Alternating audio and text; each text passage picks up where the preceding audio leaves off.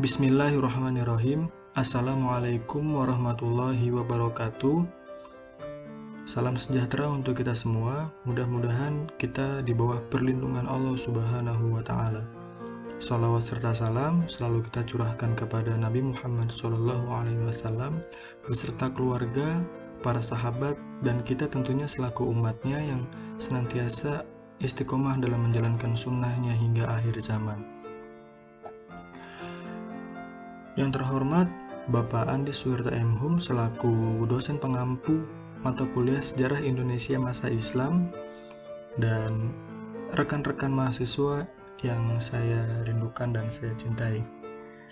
Pertama, izinkan saya memperkenalkan diri saya terlebih dahulu. Perkenalkan, nama saya Muhammad Haikal Martin dengan NIM 1909063. Saya mahasiswa UPI jurusan Pendidikan Sejarah angkatan 2019.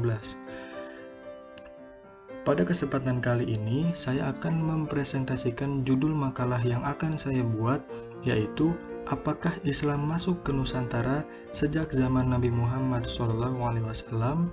Untuk menjawab judul dari makalah saya ini, saya akan mengambil beberapa sumber dan teori-teori masuknya Islam ke Nusantara. Di antaranya adalah yang pertama, ada teori Gujarat. Teori ini beranggapan bahwa agama kebudayaan Islam dibawa oleh para pedagang dari daerah Gujarat, India, yang berlayar melewati Selat Malaka. Teori ini menjelaskan bahwa kedatangan Islam ke Nusantara sekitar abad ke-13 Masehi melalui kontak para pedagang dan kerajaan Samudra Pasai yang menguasai Selat Malaka pada saat itu.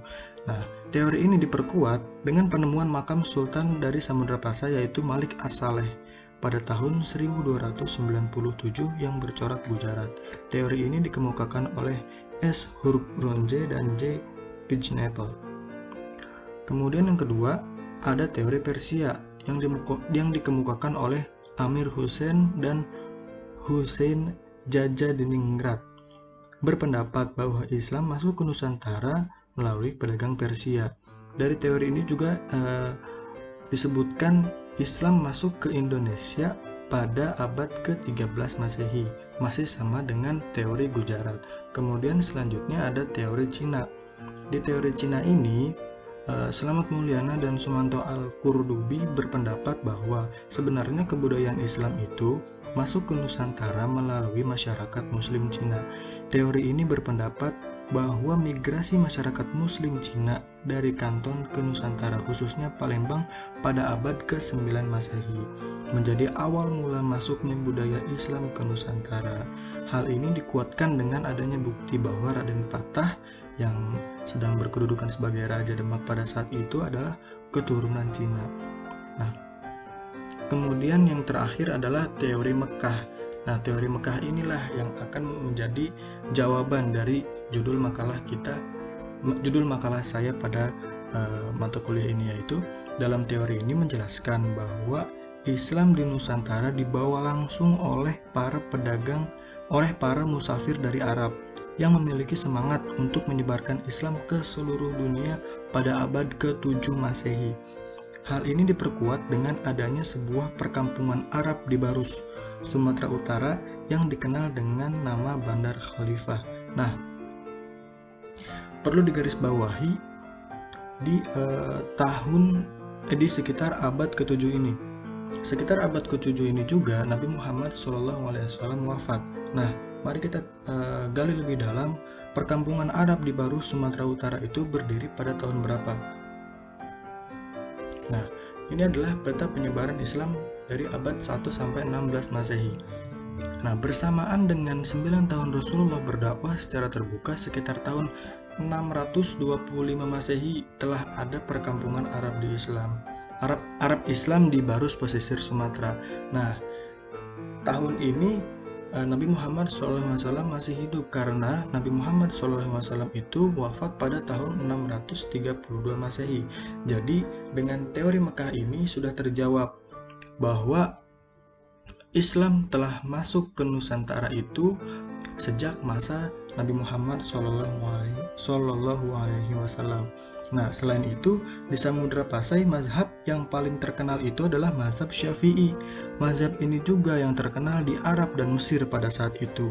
Kemudian yang terakhir adalah digunakannya gelar Al-Malik pada raja-raja Samudra Pasai seperti budaya Islam di Mesir. Teori inilah yang paling banyak mendapat dukungan dari para tokoh seperti Van Leer, Anthony H. Jones, T.W. Arnold, dan juga Buya Hamka. Sebelum saya mengakhiri video presentasi ini, saya akan memberikan beberapa cuplikan pendapat dari para tokoh-tokoh yang mendukung teori Mekah ini bahwa sejak zaman Nabi Muhammad SAW, Islam sudah masuk ke Nusantara. Berikut videonya. Bahkan dengan sangat jahatnya pemerintah yang dulu wallahu alam siapa itu orangnya, membuat sejarah bahwa Islam di Indonesia masuk melalui pedagang Gujarat dari India tahun 1876. Aca neng, tidak. Islam masuk ke Indonesia pertama kali tahun 625. Rasulullah wafat 632. Ini yang perlu dibongkar sejarah.